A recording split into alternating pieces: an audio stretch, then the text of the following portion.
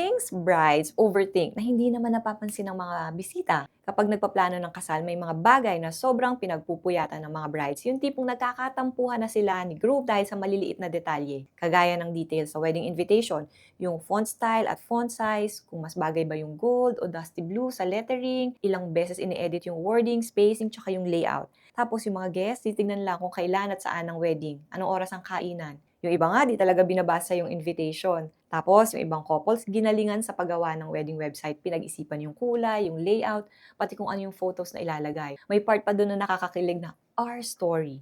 May map pa yung venue details, FAQs, kung saan dapat mag-RSVP. Pero dahil maraming tao ngayon ang natatakot mag-click ng links dahil sa mga scams, hindi rin nababasa o nakikita ng karamihan yung website na pinaghirapan ninyo. At syempre, effort din gumawa ng seating arrangement.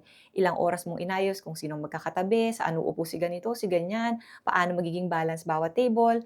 Pero pagdating ng reception, may mga guests na mag-a-adjust din kung saan sila uupo. Lalo na kung may kakilala sila sa ibang table or may gusto silang kachismisan. Since it doesn't mean na walang value yung mga ginawa mo.